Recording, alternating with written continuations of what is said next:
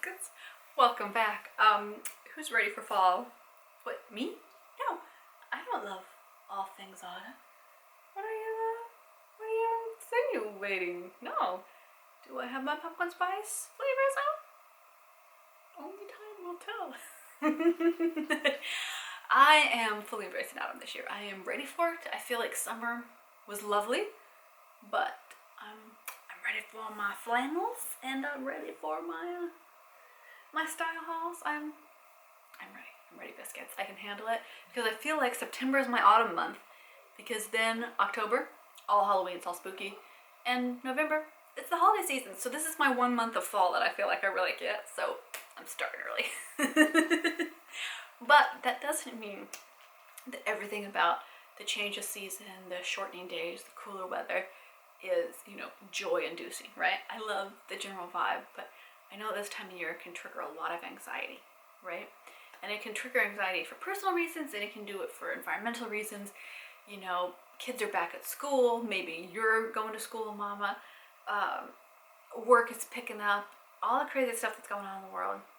Oh my goodness, it's happened down for several weeks. It really has.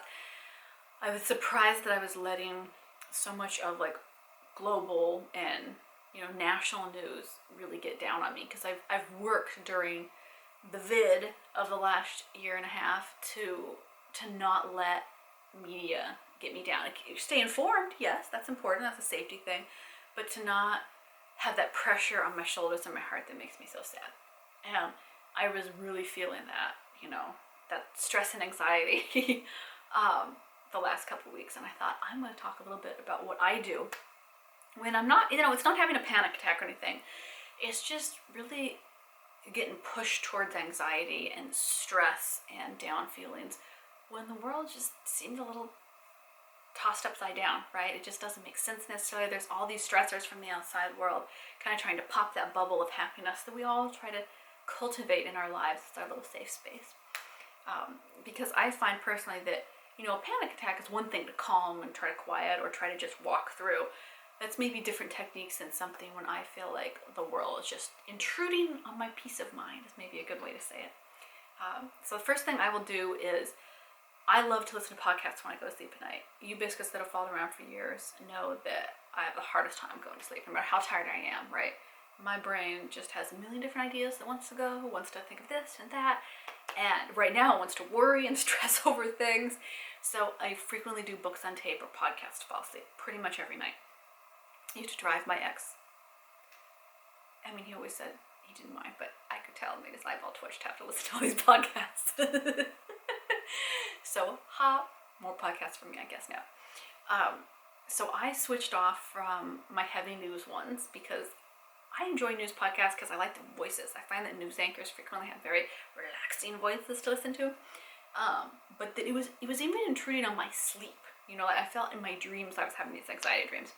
So I switched over, and oddly enough, most of history doesn't work for de-stressing, right? Because the history books are filled with the scary big things. So I switched over to calming podcasts. There's some fun story time ones.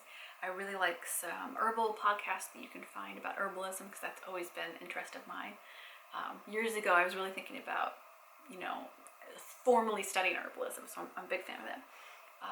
Finding stories, I find that when I really need to distract myself, books on tape are so much better than podcasts, because so many podcasts are, history, big moments, newscasts, things that are going to bring us down, right? I find a good romance audiobook really sets me up in my brain to be in another little happy world, right? A little happy bubble, which is why we all love romance, right? It's why I write romance. I write sci-fi romance, in case you didn't know, predominantly. And I do that because I love the escapism. I love the fun of it. I was baby wearing pear while Abraham was in his ninja class, so I stayed in the building. And I brought my laptop to edit my book, so I was there editing a very spicy scene in a low-G aquatic spa pool thing between some characters, let's say several of them. And I laughed at myself because I caught myself in that moment. I was swaying her to keep her quiet. Abraham was having a good time, and I was there editing this book that's due for publication. And I caught myself going, this is a very eccentric way to exist, and yet it brings me so much happiness. So finding books on tape that bring you happiness and lightness, right? Sometimes we can feel happier when we feel like we're learning something that's really valuable and important.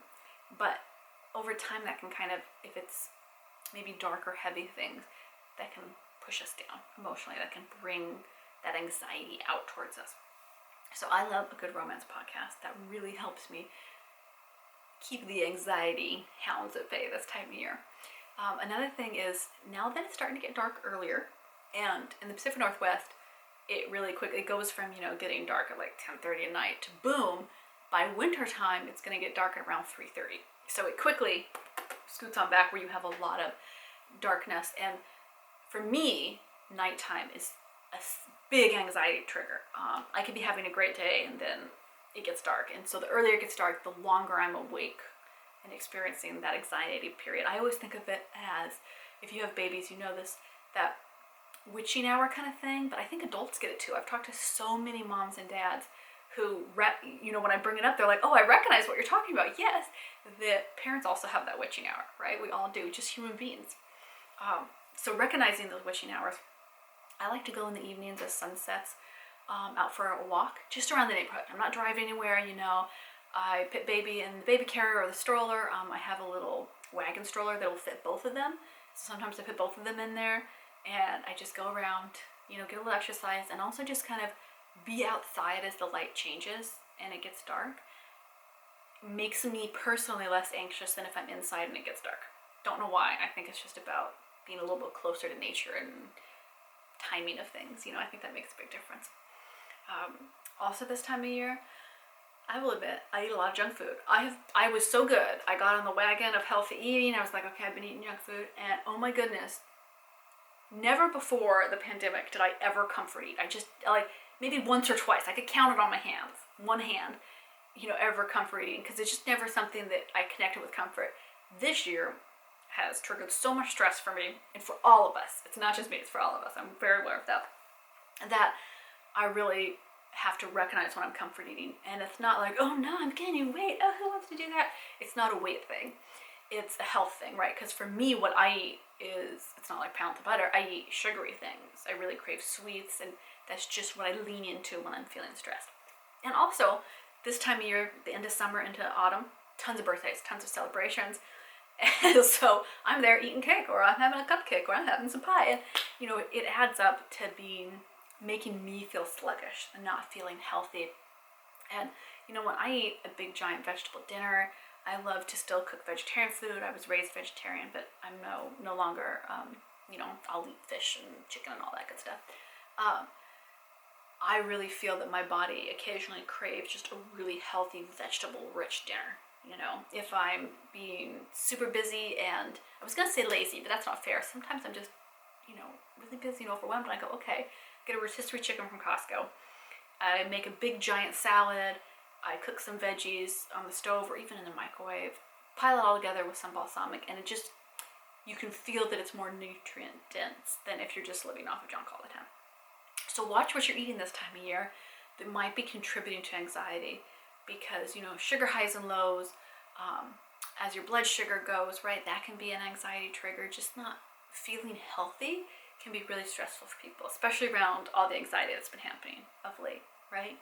So it's not, oh, I can totally avoid anxiety and sadness from everything, right? It's just about looking around and thinking, boy, what are things that are getting me down? What are things that are making me anxious? And I guess I kind of often use general anxiety and sadness maybe mixed in together, because I feel like there's a malaise that can come over you when you're feeling really anxious, right? It's hard to be in the moment. So if you're really not feeling anxious, right, you're just feeling sad and down, I cannot recommend enough finding some kind of physical outlet for that, some kind of exercise. Now, I know that not everybody wants to go to the gym right now. I have still not re-signed up for a gym yet. I just have not felt safe to do that. And I'm a total gym monkey. Like I want to be in the gym all the time. It's my happy place. It makes me really happy. I'm not lifting huge weights or anything. I just really enjoy exercising. And I really like exercising in a gym setting. So if you aren't feeling comfortable with that, you could take up running with a buddy, So I always worry. My sister runs alone sometimes, and I'm just always like, I always read in the news. No, run with a buddy. You could join a local indoor pool. You can find silly things of exercise. Maybe you want to be more playful. Maybe you want to take up bowling or roller skating. If you want to stick to at-home exercises, I have a ton of exercises on this channel. I haven't been posting as many because YouTube complained that if I wear yoga gear, it's too salacious. And so I was like, okay, but I have to wear yoga pants to do yoga. So do I do it in sweats? That's not very authentic. I don't know. Until YouTube lets me know that I'm allowed to wear yoga pants on YouTube. You can watch my old ones for now until they took some of them down. I'm like, it's yoga pants. It's like mommy and me yoga. It's crazy. Oh, give me 1 second, my biscuit. I know. Whenever I'm talking to you here, you're like, oh, where are the kids? They're like, right. They eye mommy. And they're like, how are you doing? Why are you talking to that camera, Mom? But getting your body moving when the weight of the world is pressing down on your shoulders, it is such a healthy thing. It releases those endorphins. It makes you fitter, which makes you feel healthier, which makes you feel more secure and more happy. And I just find it's a really good mood booster. I also really like to, when I need to, slap on a movie. Have a mental health day. I was going to call it a sick day, but it's not a sick day. A mental health day where you watch a silly movie. You go outside and breathe some fresh air. You eat something tasty. It can be total junk food. It could be something super healthy, whatever it is. You take care of yourself. Maybe do a sheet mask, right? You do a mental health day where you actually value your mental and emotional well-being just as much as you would if you had broken a foot or had a cold, right? That your emotional state, especially this time of year with everything going on, is so important. And we don't spend enough time tending to it, I feel like. Especially as parents, because our emotional self-care needs, right, it comes last. I talk about our emotional self-care so much on my Patreon, and how important it is in transitional seasons. And I talk about this, every time a season transitions, but especially as it transitions into fall and winter, how important it is to tend to ourselves as though we are a fabulous garden. And if we want to bloom and smell like luscious roses, then we've got to tend to ourselves, right? It's really important. And I hope that these are ways that you go, oh, here's a light bulb moment. You're right. I do need to be tending to myself. And that one of these, or maybe a couple of these ways, can kind of help inspire and perk up your mood, lower your anxiety, just make you enjoy this month more. Because, it's a gorgeous month. I'm going to see you in the next video. Until then, pop on over to the Instagram for my reels. Do I do fashion hauls? Do I do self-care tips? Ooh, anxiety hacks? It's like I'm all over the gram. I will see you in the next video, biscuits. Big hugs. Love y'all.